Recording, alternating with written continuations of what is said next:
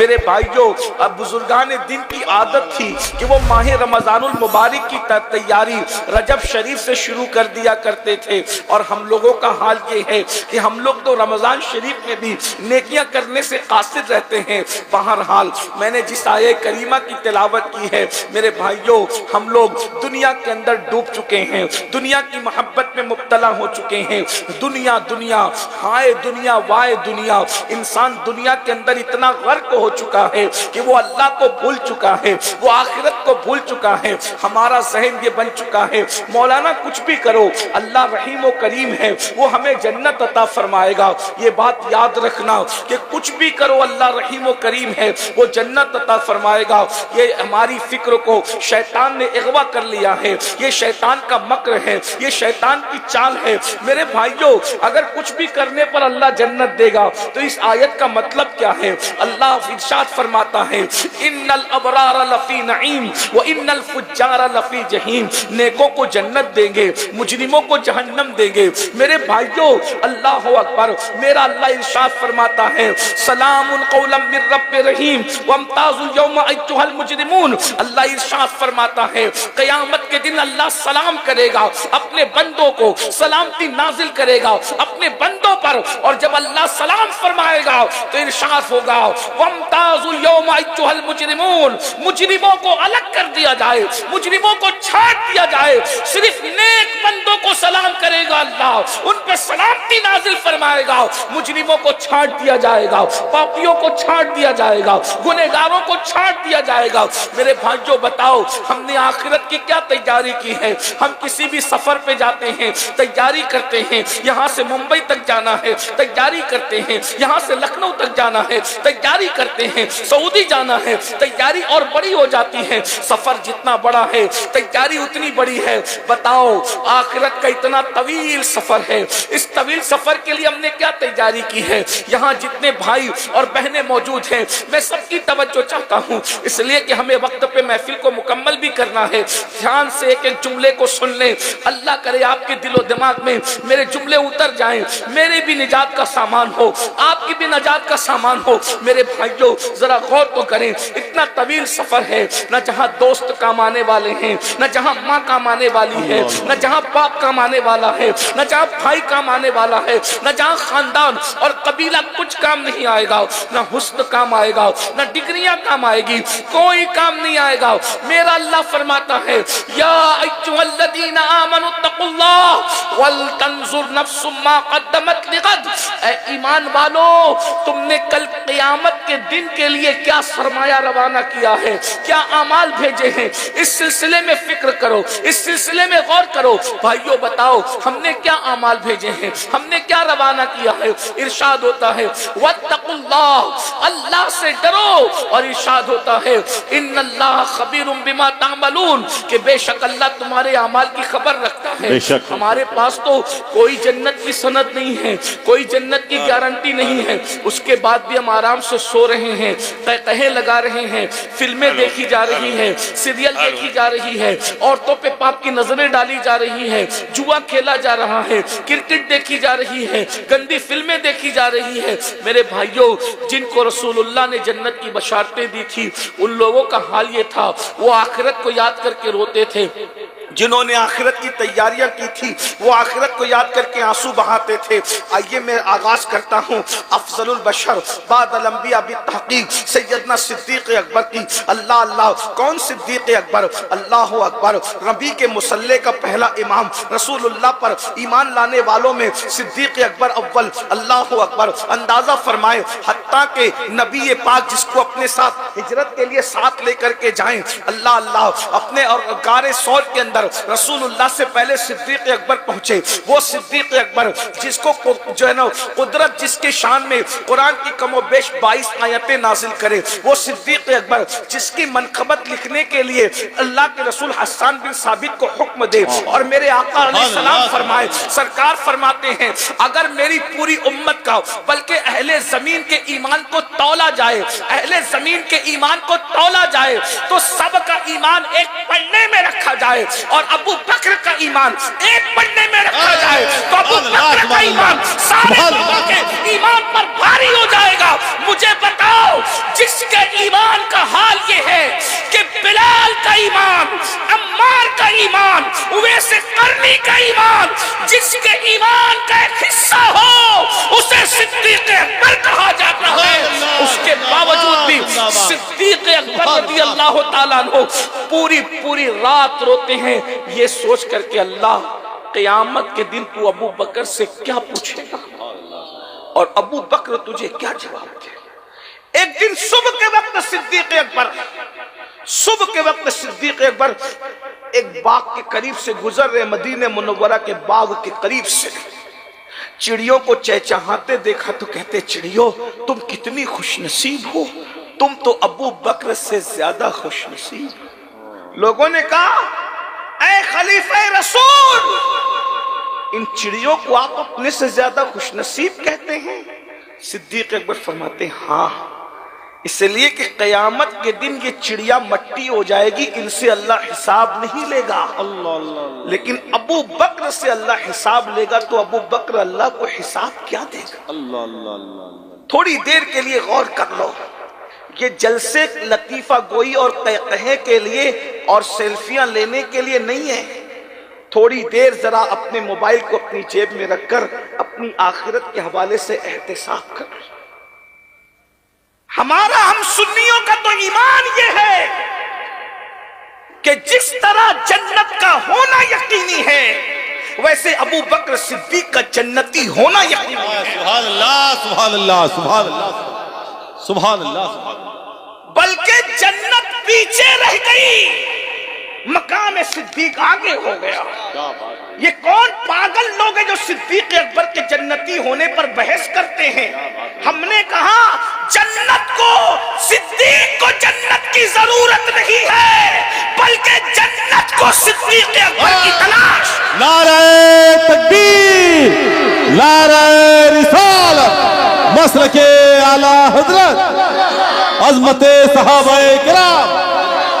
اس کی وجہ یہ ہے کہ جب ماں کے قدموں میں جنت ہے تو رسول اللہ کے قدموں کا عالم کیا ہوگا؟ صدیق تو آج بھی نبی کے قدموں میں آرام کر رہے ہیں۔ اللہ اکبر! اندازہ فرمائے کتنے پاگل ہیں وہ لوگ جو اصحاب کہف کے کتے کو تو جنتی ماننے کے لیے تیار ہے اور صدیق اکبر کے جنتی ہونے پہ شکوک و شبہات کا شکار ہے۔ ارے جب وہ اپنا ایمان بچانے کے لیے سو جانے والے عیسیٰ علیہ السلام کی امت کے قدموں میں بیٹھنے والا کتا جنت میں جاتا ہے تو وہ صدیق جو نبی کے قدموں میں 1400 سال سے وفا کے ساتھ سو رہا ہے، اگر وہ جنتی نہیں ہے تو کائنات میں پھر کوئی جنتی نہیں۔ زندہ باد زندہ باد زندہ باد زندہ باد جواب زندہ باد زندہ باد۔ جس زبان نے جنت کا پتہ دیا ہے اسی زبان نے صدیق اکبر کے جنتی ہونے کا پتہ دیا ہے۔ بے شک۔ اور میرے امام تو کہتے ہیں اللہ اکبر، محبوب رب عرش ہے اس سبز قبہ میں، محبوب رب عرش ہے اس سبز قبہ میں، پہلو میں جلوہ گاہ عتیق و عمر کی ہے اور سعدین کا قران ہے، پہلو ماہ میں جھرمٹ کیے ہیں تارے، تجلی قمر کی ہے۔ میرے بھائیوں، جس کو نبی پاک نے جنت کی بشارت دی ہے وہ صدیق اکبر کہتے ہیں قیامت میں اللہ مجھ سے جب سوال کرے گا میں اللہ کو کیا جواب دوں گا؟ ذرا بتاؤ، جس کو رسول پاک جنت کی بشارت دے دیں وہ کہتے ہیں میں اللہ کو کیا جواب دوں گا؟ ہمارے پاس جنتی ہونے کی سند کیا ہے؟ بہت معذرت کے ساتھ آپ لوگ ناراض ہوتے ہیں کہ یہ بات کیسے کہی جا رہی ہے۔ میرے بھائیوں، آپ آنکھیں کھولو، یہ فریب میں مت رہو۔ جمعہ کی 2 رکعت نماز پڑھ کے مسجد سے ایسے بھاگتے ہو جیسے اسکول کی چھٹی ہونے پہ بچے بھاگتے ہیں، پھر کہتے ہو مولانا ہم جنت میں جائیں گے۔ بتائیے، زکوٰۃ پوری ادا نہیں کرتے ہو اور کہتے مولانا ہم جنت میں جائیں گے۔ اللہ اکبر! نہ غسل آتا ہے، نہ وضو آتا ہے، نہ کلمہ آتا ہے، نہ کلمے کا ترجمہ آتا ہے، نہ ایمان مجمل یاد ہے، نہ ایمان مفصل یاد ہے، کہتے ہم سنی ہیں نا مولانا، ہم جنت میں جائیں گے۔ میں نے کہا سنی بالکل جنت میں جائے گا، لیکن وہ کیسا سنی ہے جو پوری زندگی مسجد کا دروازہ نہیں دے؟ کیا بات رہی؟ یہ کون سی سنیت ہے بھئی؟ آپ تو جانتے ہوئے بھئی عقاب تو بہت اونچا اڑتا ہے، عقاب اونچا اڑتا ہے نا، لیکن اگر کوا اپنے آپ کو عقاب کہے تو وہ اونچا نہیں اڑ سکتا۔ عقاب عقاب ہے، عقاب کی کچھ صفت ہے۔ ویسے ہی سنیت صرف نام کا نام نہیں ہے، شہد کا نام زبان پہ جپنے سے زبان میٹھی نہیں ہوتی، لڈو لڈو کہنے سے منہ میٹھا نہیں ہوتا، دواؤں کو جیب میں رکھنے سے شفا نہیں ملتی جب تک کہ آپ اس کو پریکٹیکل نہ کریں۔ مجھے بتاؤ تو صحیح وہ کون سی سنیت ہے میرے بھائی کہ پوری زندگی میں ہفتوں گزر جاتے ہیں، کبھی رسول اللہ کا نام بھی آپ کی زبان پہ نہیں آتا، کبھی کلمہ طیبہ بھی آپ کی زبان پہ نہیں آتا۔ یہ کون سی سنیت ہے؟ سنیت کی ایک تعریف ہے، سنیت کی ایک تعریف ہے، اس کا ایک تعارف ہے، اس کی ڈیفینیشن ہے، اس کا پریچے ہے۔ ارے سنیت کیا ہے؟ اللہ اکبر! گناہ میں ڈوبے ہوئے لوگوں، تم کہتے ہو ہم سنی ہیں، یاد رکھنا گنہگاروں کو میں کافر نہیں کہتا، لیکن سنیت کا جامع تعارف یہ ہے۔ ارے گناہ تو اپنی جگہ، پاپ تو اپنی جگہ، امام کہتے ہیں انہیں جانا یہ سنیت ہے، انہیں جانا انہیں مانا، نہ رکھا غیر سے کام، نہ رکھا غیر سے کام۔ للہ الحمد میں دنیا سے مسلمان گیا، زندہ باد زندہ باد، سبحان اللہ۔ غیرت عشق رسول تو یہ ہے، نہ رکھا غیر سے کام، کسی سے کام نہیں رکھا۔ اب مجھے بتاؤ پھر جو زنا سے کام رکھے، جو شراب سے کام رکھے، جو جوئے سے کام رکھے، جو حرام سے کام رکھے، بتائیے اپنے موبائل کے اندر کیا کیا دبا کر اور چھپا کر کے رکھا ہے۔ سنی تو وہ ہے جو غیر سے کام نہیں رکھتا، کسی غیر سے کام نہیں رکھتا۔ بولے بہت بڑا علامہ ہے، تھانہ بھون میں رہتا ہے، تو کہا ہمیں کوئی کام نہیں، علامہ اپنے گھر کا ہوگا، یار کا نہیں تو ہمارا نہیں، ہم کیا جانے۔ اللہ اکبر! اندازہ فرمائے نہ رکھا غیر سے کام۔ عاشق تو غیر سے کام نہیں رکھتا، اور ہم لوگ استغفر اللہ، کون سا وہ گناہ ہے جو ہماری زندگی میں نہیں؟ داڑیاں منڈا کر کٹروں میں پھکوا کر رسول اللہ کے دل کو اذیت پہنچاتے ہو۔ کون سی عاشق رسول ہو؟ یقیناً عاشقوں کے لیے جنت ہے، مگر کوئی عاشق بن تو جائے۔ اللہ اللہ! یہ صدیق اکبر ہے، صدیق اکبر رضی اللہ تعالیٰ کہتے ہیں ابو بکر سے پوچھا جائے گا میں اللہ کو کیا جواب دوں گا؟ اور اس کے بعد یہ صدیق اکبر اور صدیق اکبر ایک جملہ کہا کرتے تھے، کاش میں ایک پرندہ ہوتا۔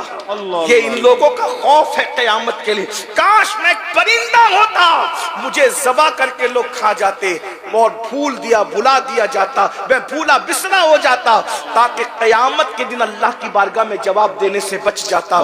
یہ صدیق اکبر آخرت کو سوچ رہے ہیں، اور فاروق اعظم ایک تنکا اٹھا کر کہتے ہیں کاش میں ایک تنکا ہوتا اور میں پیدا نہ کیا جاتا انسان کے شکل میں، تاکہ میں قیامت میں جواب دینے سے بچ جاتا۔ ایک مقام پر کہتے ہیں کاش کہ میں درخت ہوتا اور میں کاٹ دیا جاتا اور لوگ مجھے جلا کر میرا قصہ ختم کر دیتے، تاکہ اللہ کی بارگاہ میں جواب دینے سے بچ جاتا۔ بھائیو، اللہ کی بارگاہ میں جواب دینا کوئی آسان سی چیز تو نہیں ہے نا، کوئی آسان سی بات تو نہیں۔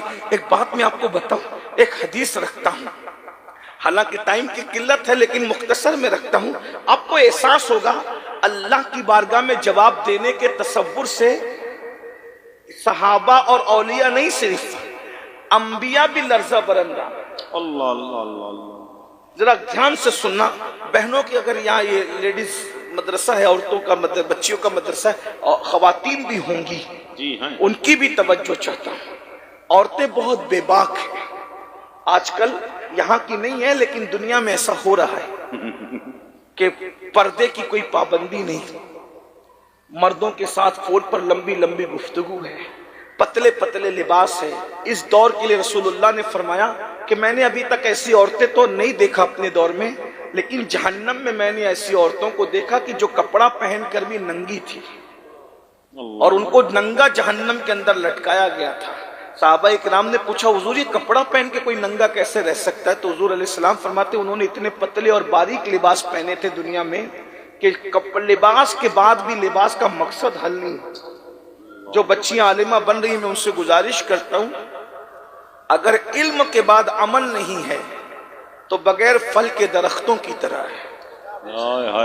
اچھی طرح یاد رکھ، جس درخت میں پھل نہیں وہ درخت بانجھ ہے، اور جس پہ پھل نہیں آتے پھر وہ جلانے کے قابل کاٹ کے جلا دیا جاتا ہے۔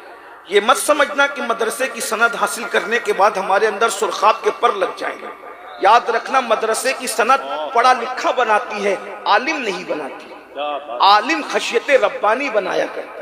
اللہ ارشاد فرماتا ہے انما یخشی اللہ من عبادہ العلماء، اللہ کے بندوں میں اللہ سے ڈرنے والے علم والے ہیں۔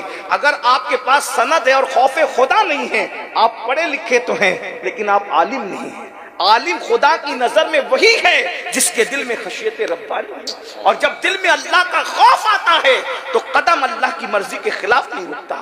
دنیا کو ہم دو حصوں میں تقسیم کرتے ہیں، ایک سند یافتہ لوگوں کو پڑھا لکھا کہتے ہیں اور ایک کو عالم کہتے ہیں۔ پڑھے لکھے اور عالم میں فرق کیا ہے؟ پڑھے لکھے کے پاس ڈگری ہوتی ہے اور عالم کے پاس اللہ کا خوف ہوتا ہے، خشیت ربانی ہوتی ہے۔ یاد رکھنا، اب آپ دیکھیں ایک بندہ وہ بھی ہے سہارنپور کے قریب، بہت بڑا عالم لوگ اس کو کہتے ہیں، حکیم الامت کہتے ہیں، ہم اس کو پڑھا لکھا کہتے ہیں، قرآن کی اصطلاح میں عالم نہیں کہتے۔ اگر عالم ہوتا تو نبی کی بے ادبی کیوں کرتا؟ کیا بات رہی ہے۔ عالم تو پڑوسی کی حق تلفی نہیں کرتا، عالم نبی کی حق تلفی کیسے کر سکتا ہے؟ عالم تو پڑوسی کو گالی نہیں دے سکتا، اپنی بیوی کو گالی نہیں دے، ارے عالم تو چوٹی، شیطان اور کھٹمل کو بھی گالی نہیں دے سکتا، کیونکہ رسول اللہ نے فرمایا کہ کھٹمل کو بھی گالی مت دو، پسو کو بھی گالی مت دو، حتیٰ کہ فرمایا شیطان کو بھی گالی مت دو۔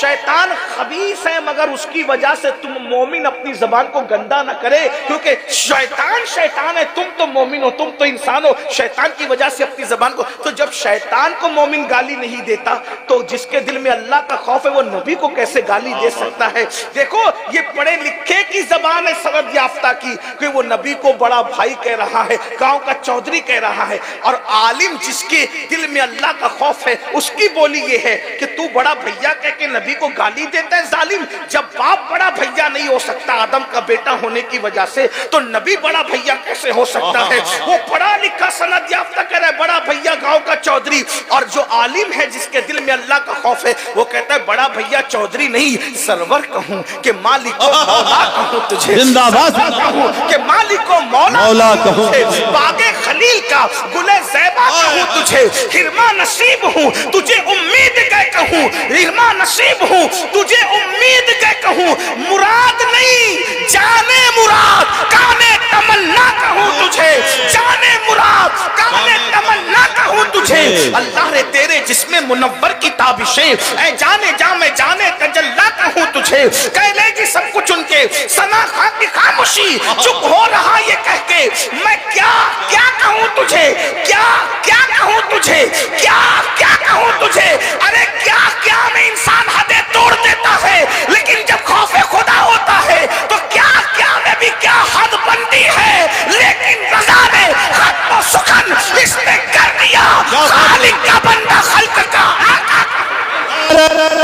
تکبیر، نعرہ رسالت، مسلک اعلی حضرت علامہ سید امین القادری صاحب۔ اللہ کا خوف ہونا ضروری ہے۔ میں قوم کی بیٹیوں سے بچیوں سے کہتا ہوں کہ اپنے دل میں اللہ کا خوف اور خشیت ایسے پیدا کرو کہ لوگ یہ کہیں کہ اپنی بہو بنانا ہے تو کسی عالمہ کو بنائیں گے، کیونکہ یہ ساس کی حق تلفی نہیں کرتی، یہ دیورانیوں کی حق تلفی نہیں کرتی، یہ جٹھانیوں کی حق تلفی نہیں کرتی، یہ بچوں کے حقوق ادا کرتی ہے، بچوں کو کی اچھی تربیت کرتی ہے۔ میری بہنوں، میں آپ سے توجہ چاہتا ہوں، یاد رکھنا اللہ کا خوف ضروری ہے، خدا کی خشیت ضروری ہے۔ بات دور نہ نکل جائے، میں اپنے عنوان کی طرف آ جاتا ہوں۔ میرے آقا صلی اللہ علیہ وآلہ وسلم کے پیارے دیوانوں، دیکھو اللہ کو جواب دینے کا تصور کیا ہے۔ آپ بہت اچھے سے سن رہے ہیں، اس لیے میں حوصلہ کر رہا ہوں بولنے کا، دھیان سے سننا، بہنوں کی بھی توجہ۔ آج کل لوگ کہتے ہیں بچیاں مرتد ہو رہی ہے غربت کی وجہ سے، بھوک کی وجہ سے، جلدی شادی نہ ہونے کی وجہ سے۔ میں کہتا ہوں یہ سب چیزیں نہیں ہیں، تربیت کا فقدان ہے، علم کا فقدان ہے، اس لیے ایسا ہو رہا ہے، ورنہ آج جتنی غربت ہے اس سے زیادہ غربت پہلے تھی۔ اور میں کس کی غربت کا ذکر کروں، سب کو چھوڑو، کائنات کا سب سے مالدار سب سے بڑا انسان دولت کے اعتبار سے جو ہے وہ ہمارے عقیدے میں اللہ کے رسول علیہ السلام کی ذات ہے. ان سے پہلے نہ اتنا مالدار کوئی ہوا، نہ ان کے بعد اب قیامت تک کوئی ہو سکتا ہے. اس کی دلیل میرے امام کتنے خوبصورت انداز میں کہتے، کیونکہ غوث و خواجہ و رضا آپ نے کانفرنس رکھی ہے، تو میں چونکہ میرا عنوان ہے اصلاح معاشرہ ہی، میں چاہتا ہوں کہ اپنی قوم کو کچھ بات دے کر کے اپنی بھی اصلاح کروں، اور ساتھ جو ٹاپک آپ نے دیا اس کو بھی ساتھ ساتھ لے لوں. امام کہتے ہیں نبی کتنے مالدار ہے، کہتے ہیں کریم ایسا ملا کہ جس کے، نبی کتنے مالدار ہیں، کریم ایسا ملا کہ جس کے کھلے ہیں ہاتھ اور بھرے خزانے، خزانے بھرے ہوئے ان کے. کریم ایسا ملا کہ جس کے کھلے ہیں ہاتھ اور بھرے خزانے، بتاؤ اے مفلسوں کے پھر کیوں تمہارا دل اضطراب میں. اور ایک مقام پر فرماتے ہیں مالک کونین ہے. توجہ ہے آپ کی، موبائل والے بھائیو آپ کی توجہ ہے. ہاں بیان ریکارڈ ہو رہا ہے، آپ کو بعد میں مل جائے گا. آپ جب ریکارڈ کرتے ہیں تو پوری توجہ ریکارڈنگ کی طرف ہوتی ہے، تقریر کی طرف نہیں ہوتی. آپ میں سے اکثر لوگ سن رہے ہیں ماشاءاللہ. میں بات آگے بڑھاؤں نا. امام کیا کہہ رہے ہیں؟ کہتے ہیں اللہ اکبر، مالک کونین ہے گو پاس کچھ رکھتے نہیں.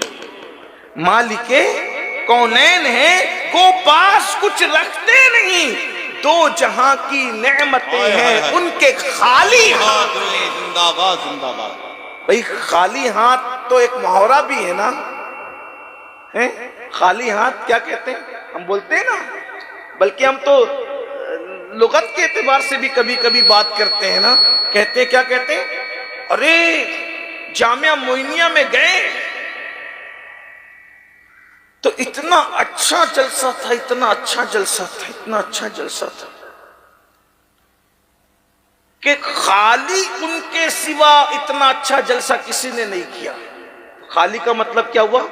صرف صرف صرف امسال خالی جامعہ معینیہ کا جلسہ بہت زیادہ اچھا رہا. یعنی اسی طریقے سے کہتے ہیں ارے بھائی وہ اتنا خوبصورت ہے، اتنا کہ خالی اس کے سوا اتنا خوبصورت کوئی ہے ہی نہیں. اس طرح کی بات ہے. خالی کا ایک مطلب ہوتا ہے صرف.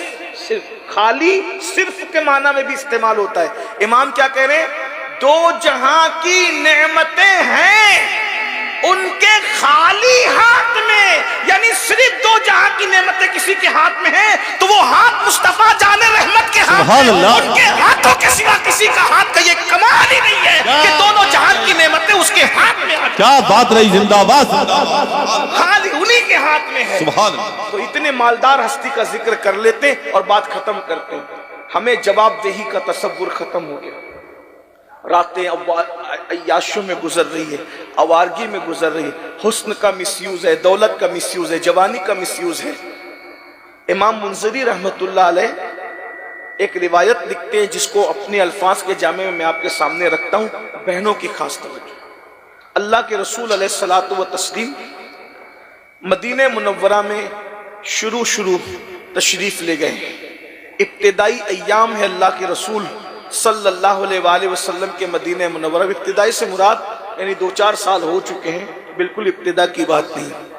ایسے میں ہوا یہ ہے میرے بھائیوں کہ اللہ کے رسول علیہ الصلوۃ والتسلیم نے دیکھا کہ دوپہر کی بالکل کڑکتی ہوئی اور چلچلاتی ہوئی دھوپ میں سیدنا صدیق اکبر فاروق اعظم دھوپ میں کھڑے رہ ہو کر کوئی بات کر رہے ہیں، آپس میں ڈسکس کر رہے ہیں. اتنے میں اللہ کے رسول صلی اللہ علیہ وآلہ وسلم گھر سے باہر آئے اور دونوں کو سلام کیا. جب سلام کیا تو دونوں یاروں نے سرکار سے اس کے ہمارے ماں باپ آپ پہ قربان میرے آقا، اس چلچلاتی دھوپ میں کیا کام آ گیا، آپ اتنی دھوپ میں گھر سے باہر آئے. تو اللہ کے رسول علیہ السلام نے فرمایا تم لوگ اس دھوپ میں کیا کر رہے ہو؟ تو دونوں نے عرض کیا ہمارے ماں باپ آپ پہ قربان، حضور ہمارے گھر میں کئی دن سے 3 دن 4 دن 5 دن جو بھی کہا چولہا نہیں جلا اور اب بھوک برداشت کے باہر ہے. تو میں دھوپ میں نکلا تھا کہ کھانا کھا لوں گا کسی کے گھر جا کے.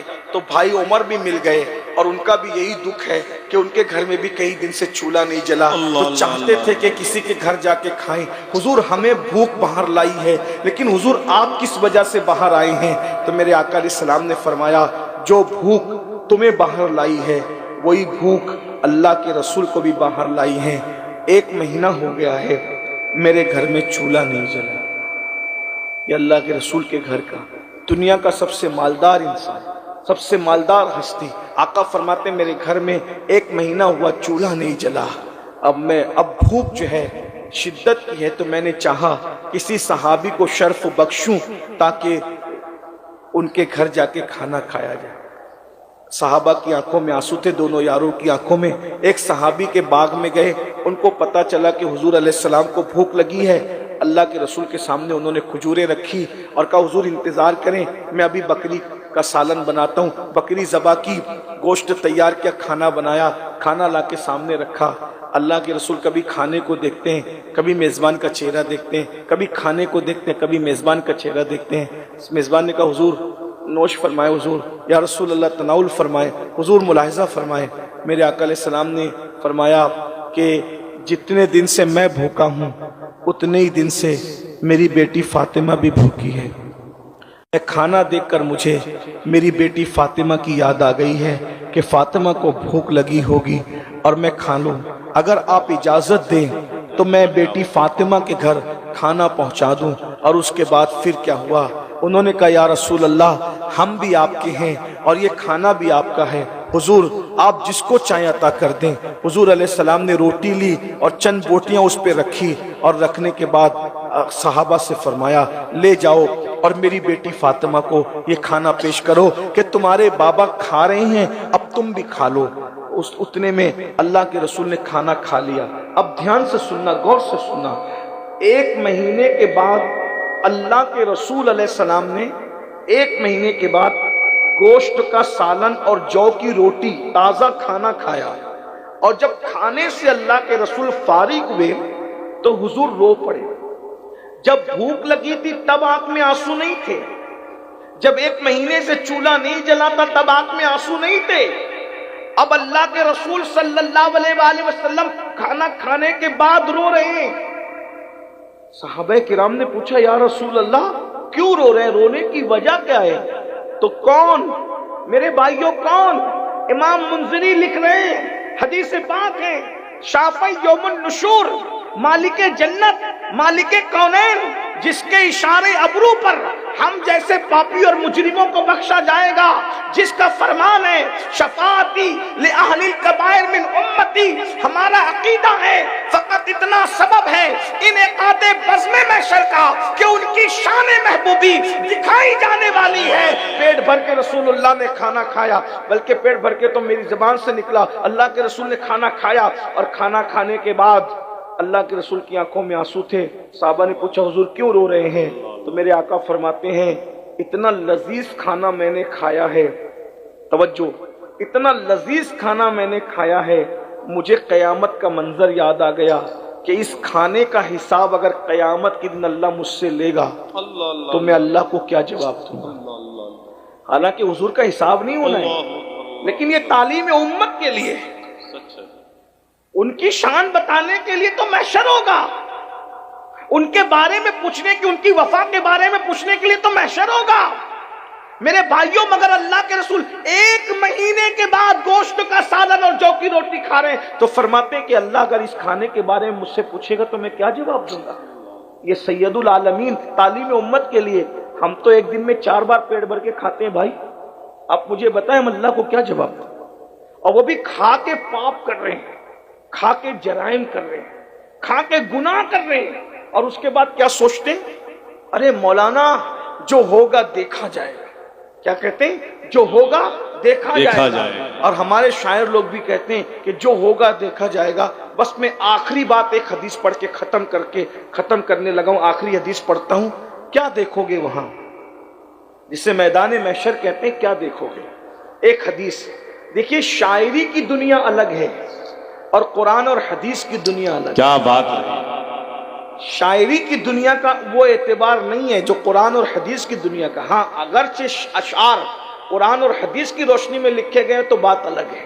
جیسے ہمارے امام سبحان اللہ شعر بھی لکھا تو کوئی نہ کوئی آیت کی ترجمانی کی، کسی حدیث کی تشریح بیان کی، لیکن وہ امام جب شعر لکھتے ہیں تو کیوں کیا کہتے کریم اپنے کرم کا صدقہ.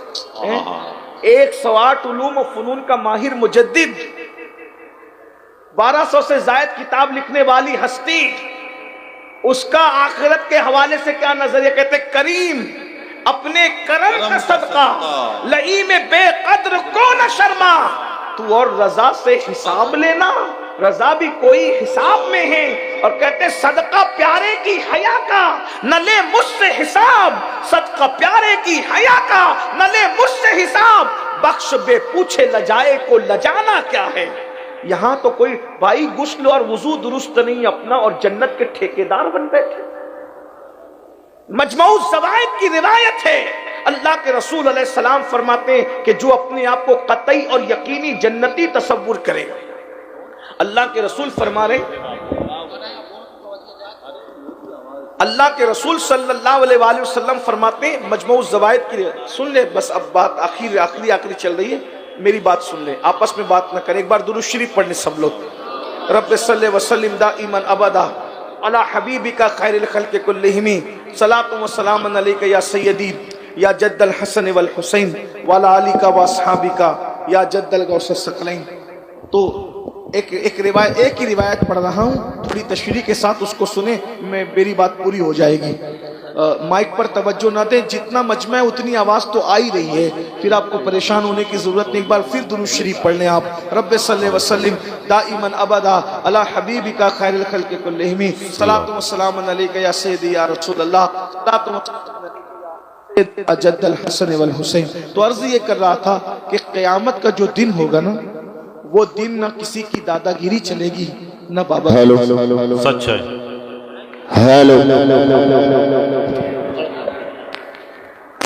اب کیا ٹھیک کر رہے ہو؟ بیان ختم ہونے کا وقت ہو گیا ہے. درود شریف پڑھیں. اللہم صلی علی سیدنا شفیعنا مولانا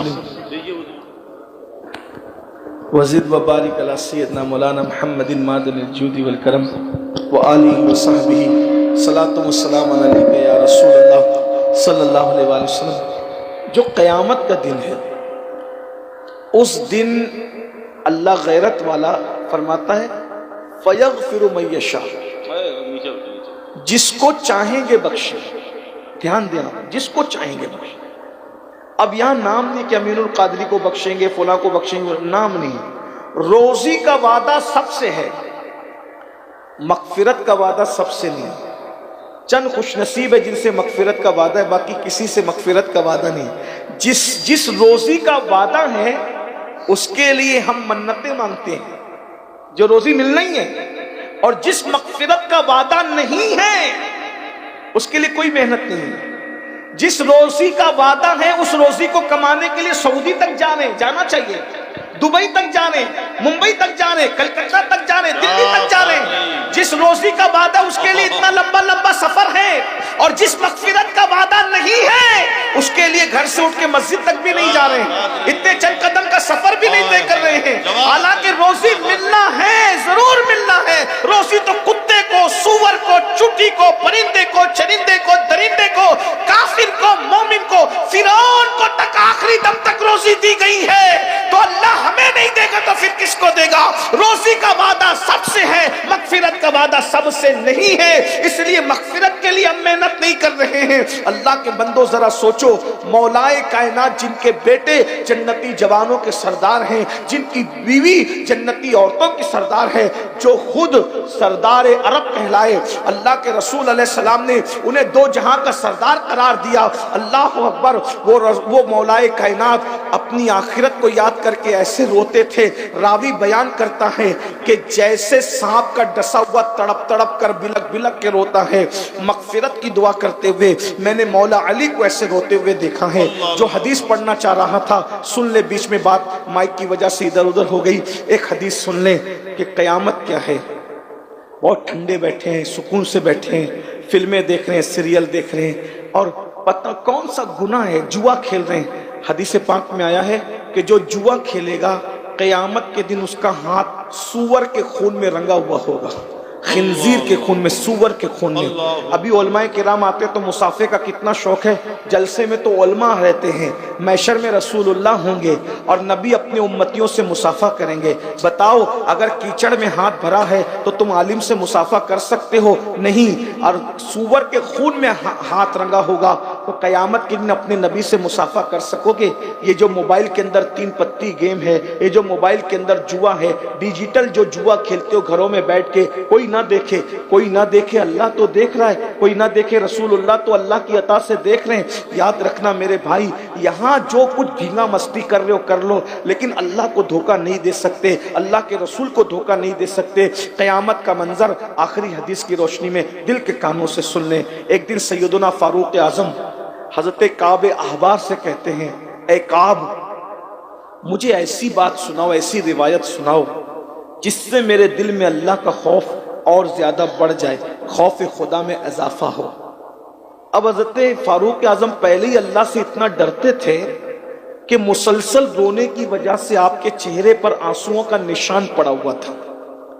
और फारूक, अच्छा आज कुछ लोग मजाक उड़ा, जब अल्लाह के खौफ पे कोई तकरीर करता है तो कुछ लोग मजाक उड़ाते हैं कि ये लोग क्या कौम को डराते हैं, क्या रसूलुल्लाह शाफ़ी यौमुन नुशूर नहीं, क्या अल्लाह रहीम व करीम नहीं, कौम को इतना मत डराओ, कौम को मायूस मत करो। मेरे भाई, फारूक आजम पहले अल्लाह से इतना डरते हैं कि रोने की वजह से चेहरे पे आंसुओं का निशान पड़ा है।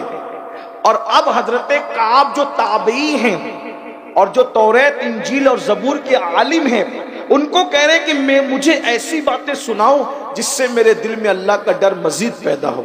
अब काब बताते हैं, हजरत काब कहते हैं, अमीरुल मोमिनीन, जब क़यामत के दिन जहन्नम को खींच कर लाया जाएगा मैदान महशर में, तो 70,000 आग की लगामें, ध्यान से सुनना, ये हदीस की दुनिया है, ये शायरी की दुनिया नहीं, ये हदीस की दुनिया। अमीरुल मोमिनीन के सामने काब अहबार कहते हैं, अमीरुल मोमिनीन, जब क़यामत के दिन जहन्नम को मैदान महशर में लाया जाएगा तो उसके मुंह में 70,000 लगामें डालकर, और हर लगाम को 70,000 फरिश्ते खींच करके ला रहे होंगे। जब पहली मर्तबा जहन्नम सांस लेगा और जहन्नम की शरारें ऊपर को उठेगी तो महशर में जितने लोग होंगे सब वो एक टीले पर जमा हो जाएंगे। और जहन्नम की हरारत का आलम ये होगा कि बैल के नाक के एक सुराख जितना जहन्नम को अगर मशरिक में खोला जाएगा तो मगरिब में जितने लोग होंगे उनके सर में भेजा ऐसे खोलने लगेगा जैसे चूल्हे पे रखी हुई हांडी में पानी खोलने लगता है। जरा गौर कीजिए मेरे भाइयों, ये हदीस पाक है कि मशरिक की तरफ बैल के नाक के एक सुराख जितना जहन्नम खोला जाएगा तो मगरिब में मौजूद लोगों का भेजा खोलने लगेगा सरों में। जब मगरिब में खड़े हुए लोगों का ये हाल होगा तो जिसको पूरा उठाकर जहन्नम में डाल दिया जाएगा उसका क्या बनेगा, उसकी हड्डी पिसलियों का क्या होगा। जिस जहन्नम के अंदर पहाड़ भी पिघल जाएंगे वहां हमारी हड्डी पिसलियों का क्या होगा। और सुन लो तुम्हारे मेरे सच्चे रसूल ने फरमाया कि जो जानबूझकर नमाजों को तर्क करते हैं, नमाजों को छोड़ते हैं, उनको जहन्नम के अंदर वादिये हबहब में डाला जाएगा, वादिये लमलम में डाला जाएगा। ये वादिये हबहब और वादिये लमलम इतनी खतरनाक वादी है कि जहन्नम भी एक दिन में 36 मर्तबा इस वादी से पनाह मांगता। नबी की बात पर यकीन है तो जरा सोचो, एक वक्त की नमाज के लिए सिर्फ 10 मिनट का टाइम लगता है। कितने मेरे भाई हैं कई घंटों से यहाँ बैठे होंगे, जोहर पढ़ के नहीं आए और जाके असर भी नहीं पढ़ना है। दीन सुनने के लिए तो जमा होते हो, दीन पर अमल करने के लिए जमा नहीं होते। ये क़यामत की निशानियों में से निशानी है कि लोग दीन सुनने जमा होंगे, दीन पर अमल करने जमा नहीं होंगे। अपने आप पे रहम कर लो मेरे भाई।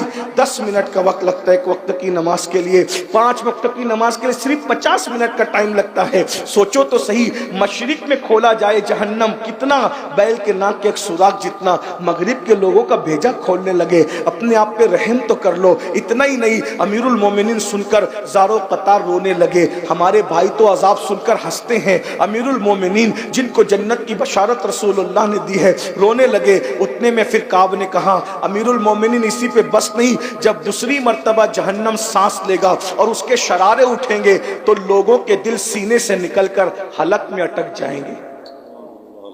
یہ پورے محشر کا نقشہ ہے بھائی، نیک بد پرہیزگار غیر پرہیزگار ابھی کوئی فرق نہیں، یہ محشر کا نقشہ، یہ بھی محشر ہے۔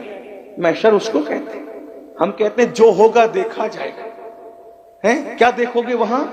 ذرا غور کرو، مچھلی کا کانٹا حلق میں پھنسے تو کیا کیفیت ہوتی ہے؟ روٹی کا ٹکڑا اور لقمہ حلق میں پھنسے تو کیا کیفیت ہوتی ہے؟ پانی اگر اس کا گھونٹ حلق میں پھنسے تو کیا کیفیت ہوتی ہے؟ میرے بھائی ذرا تصور کرو، جب جہنم کی دوسری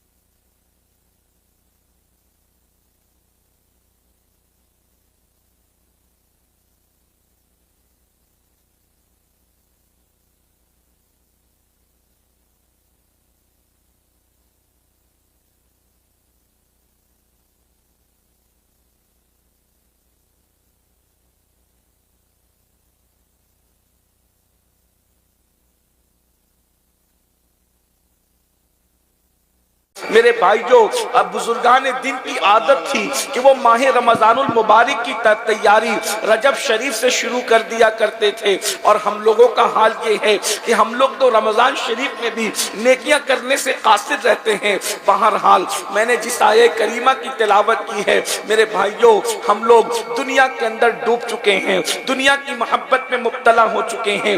دنیا دنیا ہائے دنیا وائے دنیا، انسان دنیا کے اندر اتنا غرق ہو چکا ہے کہ وہ اللہ کو بھول چکا ہے، وہ آخرت کو بھول چکا ہے۔ ہمارا ذہن یہ بن چکا ہے مولانا کچھ بھی کرو اللہ رحیم و کریم ہے، وہ ہمیں جنت عطا فرمائے گا۔ یہ بات یاد رکھنا کہ کچھ بھی کرو اللہ رحیم و کریم ہے، وہ جنت عطا فرمائے گا۔ یہ ہماری فکر کو شیطان نے اغوا کر لیا ہے، یہ شیطان کا مکر ہے، یہ شیطان کی چال ہے۔ میرے بھائیوں اگر کچھ بھی کرنے پر اللہ جنت دے گا تو اس آیت کا مطلب کیا ہے؟ اللہ ارشاد فرماتا ہے ان الابرار لفی نعیم و ان الفجار لفی جہیم، نیکوں کو جنت دیں گے، مجرموں کو جہنم دیں گے۔ میرے بھائیوں اللہ اکبر، میرا اللہ ارشاد فرماتا ہے سلام قولا من رب رحیم وامتازوا اليوم ایھا المجرمون۔ اللہ ارشاد فرماتا ہے قیامت کے دن اللہ سلام کرے گا اپنے بندوں کو، سلامتی نازل کرے گا اپنے بندوں پر، اور جب اللہ سلام فرمائے گا تو ارشاد ہوگا وامتازوا اليوم ایھا المجرمون، مجرموں کو الگ کر دیا جائے، مجرموں کو چھاٹ دیا جائے، صرف نیک بندوں کو سلام کرے گا اللہ، ان پہ سلامتی نازل فرمائے گا، مجرموں کو چھاٹ دیا جائے گا، پاپیوں کو چھاٹ دیا جائے گا، گنہگاروں کو چھاٹ دیا جائے گا۔ میرے بھائیوں بتاؤ ہم نے آخرت کی کیا تیاری کی ہے؟ ہم کسی بھی سفر پہ جاتے ہیں تیاری کرتے ہیں، یہاں سے ممبئی تک جانا ہے تیاری کرتے ہیں، یہاں سے لکھنؤ تک جانا ہے تیاری کرتے ہیں، سعودی جانا ہے تیاری اور بڑی ہو جاتی ہے، سفر جتنا بڑا ہے تیاری اتنی بڑی ہے. بتاؤ آخرت کا اتنا طویل سفر ہے, اس طویل سفر کے لیے ہم نے کیا تیاری کی ہے؟ یہاں جتنے بھائی اور بہنیں موجود ہیں میں سب کی توجہ چاہتا ہوں, اس لیے کہ ہمیں وقت پہ محفل کو مکمل بھی کرنا ہے. دھیان سے ایک ایک جملے کو سن لیں, اللہ کرے آپ کے دل و دماغ میں میرے جملے اتر جائیں, میرے بھی نجات کا سامان ہو, آپ کی بھی نجات کا سامان ہو. میرے بھائیوں ذرا غور تو کریں, اتنا طویل سفر ہے, نہ جہاں دوست کام آنے والے ہیں, نہ جہاں ماں کام آنے والی ہے, نہ جہاں باپ کام آنے والا ہے, نہ جہاں بھائی کام آنے والا ہے, نہ جہاں خاندان اور قبیلہ کچھ کام نہیں آئے گا, نہ حسن کام آئے گا, نہ ڈگریاں کام آئے گی, کوئی کام نہیں آئے گا. میرا اللہ فرماتا ہے یا ایھا الذین آمنوا اتقوا اللہ ولتنظر نفس ما قدمت لغد. اے ایمان والو, تم نے کل قیامت کے دن کے لیے کیا سرمایہ روانہ کیا ہے, کیا اعمال بھیجے ہیں, اس سلسلے میں فکر کرو, اس سلسلے میں غور کرو. بھائیو بتاؤ ہم نے کیا اعمال بھیجے ہیں, ہم نے کیا روانہ کیا ہے؟ ارشاد ہوتا ہے واتقوا اللہ, اللہ سے ڈرو, اور ارشاد ہوتا ہے ان اللہ خبیر بما تعملون, کہ بے شک اللہ تمہارے اعمال کی خبر رکھتا ہے. ہمارے پاس تو کوئی جنت کی سند نہیں ہے, کوئی جنت کی گارنٹی نہیں ہے, اس کے بعد بھی ہم آرام سے سو رہے ہیں, قہقہے لگا رہے ہیں, فلمیں دیکھی جا رہی ہیں, سیریل دیکھی جا رہی ہے, عورتوں پہ پاپ کی نظریں ڈالی جا رہی ہے, جوا کھیلا جا رہا ہے, کرکٹ دیکھی جا رہی ہے, گندی فلمیں دیکھی جا رہی ہے. میرے بھائیوں جن کو رسول اللہ نے جنت کی بشارتیں دی تھی ان لوگوں کا حال یہ تھا, وہ آخرت کو یاد کر کے روتے تھے. جنہوں نے آخرت کی تیاریاں کی تھی وہ آخرت کو یاد کر کے آنسو بہاتے تھے. آئیے میں آغاز کرتا ہوں افضل البشر بعد الانبیاء بالتحقیق سیدنا صدیق اکبر کی. اللہ اللہ, کون صدیق اکبر؟ اللہ اکبر, نبی کے مصلی کا پہلا امام, رسول اللہ پر ایمان لانے والوں میں صدیق اکبر اول. اللہ اکبر, اندازہ فرمائے حتیٰ کہ نبی پاک جس کو اپنے ساتھ ہجرت کے لیے ساتھ لے کر کے جائیں, اللہ اللہ, اپنے اور غار ثور کے اندر رسول اللہ سے پہلے صدیق اکبر پہنچے. وہ صدیق اکبر جس کو جو ہے نا قدرت جس کے شان میں قرآن کی کم و بیش 22 آیتیں نازل کرے, وہ صدیق اکبر جس کی منقبت لکھنے کے لیے اللہ کے رسول حسان بن ثابت کو حکم دے, اور میرے آقا علیہ السلام فرمائے, سرکار فرماتے ہیں اگر میری پوری امت کا بلکہ اہل زمین کے ایمان کو تولا جائے, اہل زمین کے ایمان کو تولا جائے تو سب کا ایمان ایک پڑھنے میں رکھا جائے, اور ابو بکر کا ایمان ایک پڑھنے میں رکھا جائے تو ابو بکر کا ایمان سارے لوگوں کے ایمان پر بھاری ہو جائے گا. مجھے بتاؤ جس کے ایمان کا حال یہ ہے کہ بلال کا ایمان, عمار کا ایمان, اویس قرنی کا ایمان, جس کے ایمان کا ایک حصہ ہو اسے صدیق اکبر کہا جاتا ہے, اس کے باوجود بھی صدیق اکبر رضی اللہ تعالیٰ عنہ پوری رات روتے ہیں یہ سوچ کر کے اللہ قیامت کے دن تو ابو بکر سے کیا پوچھے گا اور ابو بکر تجھے کیا جواب دے. ایک دن صبح کے وقت صدیق اکبر ایک باغ کے قریب سے گزر رہے, مدینہ منورہ کے باغ کے قریب سے چڑیوں کو چہچہاتے دیکھا تو کہتے چڑیوں تم کتنی خوش نصیب ہو, تم تو ابو بکر سے زیادہ خوش نصیب. لوگوں نے کہا اے خلیفہ رسول, ان چڑیوں کو آپ اپنے سے زیادہ خوش نصیب کہتے ہیں؟ صدیق اکبر فرماتے ہیں ہاں, اس لیے کہ قیامت کے دن یہ چڑیا مٹی ہو جائے گی, ان سے اللہ حساب نہیں لے گا. لیکن ابو بکر سے اللہ حساب لے گا, تو ابو بکر اللہ کو حساب کیا دے گا؟ تھوڑی دیر کے لیے غور کر لو, یہ جلسے لطیفہ گوئی اور قہقہے کے لیے اور سیلفیاں لینے کے لیے نہیں ہے. تھوڑی دیر ذرا اپنے موبائل کو اپنی جیب میں رکھ کر اپنی آخرت کے حوالے سے احتساب کر. ہمارا ہم سنیوں کا تو ایمان یہ ہے کہ جس طرح جنت کا ہونا یقینی ہے ویسے ابو بکر صدیق کا جنتی ہونا یقینی ہے. سبحان اللہ, سبحان اللہ, سبحان اللہ, سبحان اللہ. بلکہ جنت پیچھے رہ گئی, مقام صدیق آگے ہو گیا. یہ کون پاگل لوگ ہیں جو صدیق اکبر کے جنتی ہونے پر بحث کرتے ہیں؟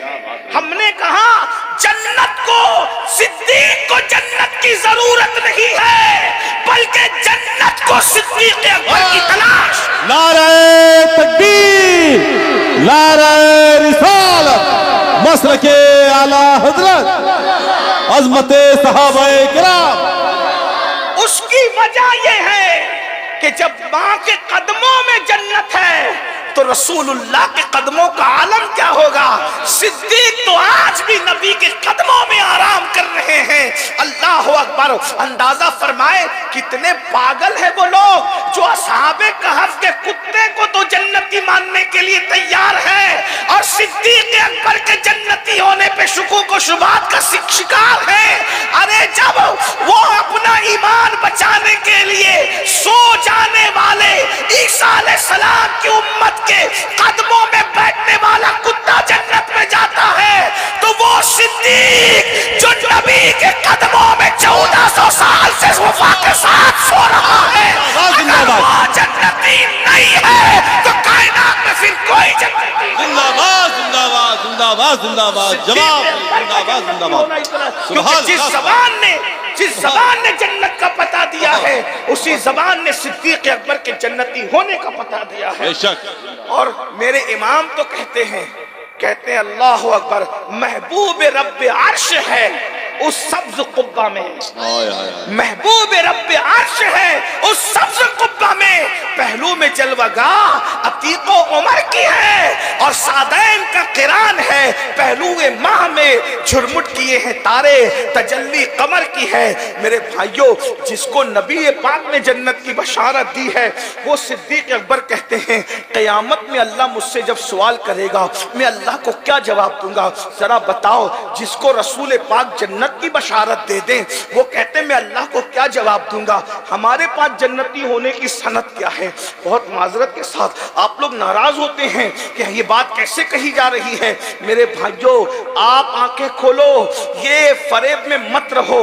जुमा की 2 रकअत नमाज पढ़ के मस्जिद से ऐसे भागते हो जैसे स्कूल की छुट्टी होने पे बच्चे भागते हैं, फिर कहते हो मौलाना हम जन्नत में जाएंगे। बताइए, ज़कात पूरी अदा नहीं करते हो और कहते मौलाना हम जन्नत में जाएंगे। अल्लाह अकबर। ना गुस्ल आता है, ना वुजू आता है, ना कलमा आता है, ना कलमे का तर्जुमा आता है, ना ईमान मुजमल याद है, ना ईमान मुफस्सल याद है। कहते हम सुन्नी है ना मौलाना, हम जन्नत में जाएंगे। मैंने कहा सुन्नी बिल्कुल जन्नत में जाएगा, लेकिन वो कैसा सुन्नी है जो पूरी जिंदगी मस्जिद का दरवाजा नहीं दे। क्या बात रही, कौन सी सुन्नियत है भाई। आप तो जानते हुए भाई औकाब तो बहुत ऊंचा उड़ता है, औकाब ऊंचा उड़ता है ना, लेकिन अगर कौवा अपने आप को औकाब कहे तो वो ऊंचा नहीं उड़ सकता। औकाब है, औकाब की कुछ सिफत है। वैसे ही सुन्नियत सिर्फ नाम का नाम नहीं है। शहद का नाम जबान पे जपने से जबान मीठी नहीं होती, लड्डू लड्डू कहने से मुंह मीठा नहीं होता, दवाओं को जेब में रखने से शिफा नहीं मिलती जब तक कि आप उसको प्रैक्टिकल न करें। मुझे बताओ तो सही वो कौन सी सुन्नियत है मेरे भाई कि पूरी पूरी जिंदगी में हफ्तों गुजर जाते हैं, कभी रसूलुल्लाह का नाम भी आपकी जबान पे नहीं आता, कभी कलिमा तैयबा भी आपकी जबान पे नहीं आता। ये कौन सी सुन्नियत है। सुन्नियत की एक तारीफ है, सुन्नियत की एक तारीफ है, उसका एक तारुफ है, उसकी डेफिनेशन है, उसका परिचय है। अरे सुन्नियत क्या है। अल्लाह अकबर। गुनाह में डूबे हुए लोगों, तुम कहते हो हम सुन्नी है, याद रखना गुनहगारों को मैं काफिर नहीं कहता, लेकिन सुन्नियत का जामे तारुफ ये है। अरे गुनाह तो अपनी जगह, पाप तो अपनी जगह, इमाम कहते हैं उन्हें जाना ये सुन्नियत है, उन्हें जाना उन्हें माना, न रखा गैर से काम, न रखा गैर से काम। लिल्लाहिल हम्द, मैं दुनिया से मुसलमान गया। जिंदाबाद जिंदाबाद, सुभान अल्लाह। गैरत इश्क़ रसूल तो ये है, न रखा गैर से काम, किसी से काम नहीं रखा। अब मुझे बताओ, फिर जो जिना से काम रखे, जो शराब से काम रखे, जो जुए से काम रखे, जो हराम से काम रखे, बताइए अपने मोबाइल के अंदर क्या क्या दबा कर और छुपा करके रखा है। सुन्नी तो वो है जो गैर से काम नहीं रखता, किसी गैर से काम नहीं रखता। बोले बहुत बड़ा अल्लामा है, थाना भवन में रहता है, तो कहा हमें कोई काम नहीं, अल्लामा अपने घर का होगा, यार का नहीं तो हमारा नहीं, हम क्या जाने। अल्लाह अकबर। अंदाजा फरमाए, न रखा गैर से काम। کام. عاشق تو غیر سے کام نہیں رکھتا. اور ہم لوگ استغفر اللہ, کون سا وہ گناہ ہے جو ہماری زندگی میں نہیں. داڑیاں منڈا کر گٹروں میں پھکوا کر رسول اللہ کے دل کو اذیت پہنچاتے ہو. کون سی عاشق رسول ہو؟ یقیناً عاشقوں کے لیے جنت ہے, مگر کوئی عاشق بن تو جائے. اللہ اللہ, یہ صدیق اکبر ہے. صدیق اکبر رضی اللہ تعالیٰ کہتے ہیں ابو بکر سے پوچھا جائے گا میں اللہ کو کیا جواب دوں گا. اور اس کے بعد یہ صدیق اکبر اور صدیق اکبر ایک جملہ کہا کرتے ہیں, کاش میں ایک پرندہ ہوتا. یہ ان لوگوں کا خوف ہے قیامت کے لیے. کاش میں ایک پرندہ ہوتا, مجھے ذبح کر کے لوگ کھا جاتے اور بھلا دیا جاتا, میں بھولا بسرا ہو جاتا, تاکہ قیامت کے دن اللہ کی بارگاہ میں جواب دینے سے بچ جاتا. یہ صدیق اکبر آخرت کو سوچ رہے ہیں, اور فاروق اعظم ایک تنکا اٹھا کر کہتے ہیں کاش میں ایک تنکا ہوتا اور میں پیدا نہ کیا جاتا انسان کے شکل میں, تاکہ میں قیامت میں جواب دینے سے بچ جاتا. ایک مقام پر کہتے ہیں کاش کہ میں درخت ہوتا اور میں کاٹ دیا جاتا اور لوگ مجھے جلا کر میرا قصہ ختم کر دیتے, تاکہ اللہ کی بارگاہ میں جواب دینے سے بچ جاتا. بھائیو, اللہ کی بارگاہ میں جواب دینا کوئی آسان سی چیز تو نہیں ہے نا, کوئی آسان سی بات تو نہیں. ایک بات میں آپ کو بتاؤں, ایک حدیث رکھتا ہوں, حالانکہ ٹائم کی قلت ہے لیکن مختصر میں رکھتا ہوں. آپ کو احساس ہوگا اللہ کی بارگاہ میں جواب دینے کے تصور سے صحابہ اور اولیاء نہیں, صرف انبیاء بھی لرزہ برندہ. اللہ اللہ اللہ, ذرا دھیان سے سننا بہنوں کی, اگر یہاں یہ لیڈیز مدرسہ ہے, عورتوں کا بچیوں کا مدرسہ ہے, اور خواتین بھی ہوں گی, جی ہاں, ان کی بھی توجہ چاہتا ہوں. عورتیں بہت بے باک ہیں آج کل, یہاں کی نہیں ہے لیکن دنیا میں ایسا ہو رہا ہے کہ پردے کی کوئی پابندی نہیں, مردوں کے ساتھ فون پر لمبی لمبی گفتگو ہے, پتلے پتلے لباس ہے. اس دور کے لیے رسول اللہ نے فرمایا کہ میں نے ابھی تک ایسی عورتیں تو نہیں دیکھا اپنے دور میں, لیکن جہنم میں میں نے ایسی عورتوں کو دیکھا کہ جو کپڑا پہن کر بھی ننگی تھی, اور ان کو ننگا جہنم کے اندر لٹکایا گیا تھا. صحابہ کرام نے پوچھا حضور یہ کپڑا پہن کے کوئی ننگا کیسے رہ سکتا ہے؟ تو حضور علیہ السلام فرماتے انہوں نے اتنے پتلے اور باریک لباس پہنے تھے دنیا میں کہ لباس کے بعد بھی لباس کا مقصد حل نہیں. جو بچیاں عالمہ بن رہی ہیں میں ان سے گزارش کرتا ہوں, اگر علم کے بعد عمل نہیں ہے تو بغیر پھل کے درختوں کی طرح ہے. اچھی طرح یاد رکھ, جس درخت میں پھل نہیں وہ درخت بانج ہے, اور جس پہ پھل نہیں آتے پھر وہ جلانے کے قابل, کاٹ کے جلا دیا جاتا ہے. یہ مت سمجھنا کہ مدرسے کی سند حاصل کرنے کے بعد ہمارے اندر سرخاب کے پر لگ جائیں گے. یاد رکھنا مدرسے کی سند پڑھا لکھا بناتی ہے, عالم نہیں بناتی. عالم خشیت ربانی بنایا کرتا ہے. اللہ ارشاد فرماتا ہے انما یخشی اللہ من عبادہ العلماء, اللہ کے بندوں میں اللہ سے ڈرنے والے علم والے ہیں. اگر آپ کے پاس سند ہے اور خوف خدا نہیں ہے, آپ پڑھے لکھے تو ہیں لیکن آپ عالم نہیں ہیں. عالم خدا کی نظر میں وہی ہے جس کے دل میں خشیت ربانی ہے, اور جب دل میں اللہ کا خوف آتا ہے تو قدم اللہ کی مرضی کے خلاف نہیں اٹھتا. دنیا کو ہم دو حصوں میں تقسیم کرتے ہیں, ایک سند یافتہ لوگوں کو پڑھا لکھا کہتے ہیں اور ایک کو عالم کہتے ہیں. پڑھے لکھے اور عالم میں فرق کیا ہے؟ پڑھے لکھے کے پاس ڈگری ہوتی ہے اور عالم کے پاس اللہ کا خوف ہوتا ہے, خشیت ربانی ہوتی ہے. یاد رکھنا, اب آپ دیکھیں ایک بندہ وہ بھی ہے سہارنپور کے قریب, بہت بڑا عالم, لوگ اس کو کہتے ہیں حکیم الامت کہتے ہیں, ہم اس کو پڑھا لکھا کہتے ہیں, قرآن کی اصطلاح میں عالم نہیں کہتے. اگر عالم ہوتا تو نبی کی بے ادبی کیوں کرتا؟ کیا بات رہی ہے. عالم تو پڑوسی کی حق تلفی نہیں کرتا, عالم نبی کی حق تلفی کیسے کر سکتا ہے؟ عالم تو پڑوسی کو گالی نہیں دے سکتا, اپنی بیوی کو گالی نہیں دے. ارے عالم تو چوٹی, شیطان اور کھٹمل کو بھی گالی نہیں دے سکتا, کیونکہ رسول اللہ نے فرمایا کہ کھٹمل کو بھی گالی مت دو, پسو کو بھی گالی مت دو, حتیٰ کہ فرمایا شیطان کو بھی گالی مت دو. شیطان خبیث ہے مگر اس کی وجہ سے تم مومن اپنی زبان کو گندا نہ کرے, کیونکہ شیطان ہے, تم تو مومن ہو, تم تو انسان ہو. شیطان کی وجہ سے اپنی زبان کو, تو جب شیطان کو مومن گالی نہیں دیتا تو جس کے دل میں اللہ کا خوف ہے وہ نبی کو کیسے گالی دے سکتا ہے؟ دیکھو یہ پڑھے لکھے کی زبان ہے سند یافتہ کی, کہ وہ نبی کو بڑا بھائی کہہ رہا ہے, گاؤں کا چودھری کہہ رہا ہے. اور عالم جس کے دل میں اللہ کا خوف ہے اس کی بولی یہ ہے کہ تو بڑا بھیا کہہ کے نبی نبی کو گالی دیتا ہے ظالم؟ جب باپ بڑا بھیا نہیں ہو سکتا آدم کا بیٹا ہونے کی وجہ سے تو نبی بڑا بھیا کیسے ہو سکتا ہے؟ وہ پڑھا لکھا سند یافتہ کہہ رہا ہے بڑا بھیا گاؤں کا چودھری، اور جو عالم ہے جس کے دل میں اللہ کا خوف ہے وہ کہتا ہے بڑا بھیا چودھری نہیں سرور کہوں کہ مالک و مولا کہوں تجھے، زندہ باد کہوں کہ مالک و مولا کہوں تجھے، باغ خلیل کا گل زیبا کہوں تجھے، ہرما نصیب ہوں تجھے امید کے کہوں، ہرما نصیب ہوں تجھے امید کے کہوں، مراد نہیں جانے مراد کانے تمنا کہوں تجھے، جانے مراد کانے تمنا کہوں تجھے، اللہ نے تیرے جسم منور کی تابشیں اے جانے جا میں جانے تجلا کہوں تجھے، کہہ لے گی سب کچھ ان کے سنا خاکی خاموشی، چپ ہو رہا یہ کہہ کے میں کیا کیا کہوں تجھے، کیا کیا کہوں تجھے، کیا کیا کہوں تجھے، ارے کیا کیا میں انسان حدیں توڑ دیتا ہے لیکن جب خوف خدا ہوتا ہے تو کیا کیا میں بھی کیا حد بندی ہے، لیکن رضا نے ختم و سکن اس نے کر دیا، خالق کا بندہ خلق کا آقا۔ تکبیر، نعرہ رسالت، مسلک اعلی حضرت علامہ سید امین القادری صاحب قبلہ۔ اللہ کا خوف ہونا ضروری ہے۔ میں قوم کی بیٹیوں سے بچیوں سے کہتا ہوں کہ اپنے دل میں اللہ کا خوف اور خشیت ایسے پیدا کرو کہ لوگ یہ کہیں کہ اپنی بہو بنانا ہے تو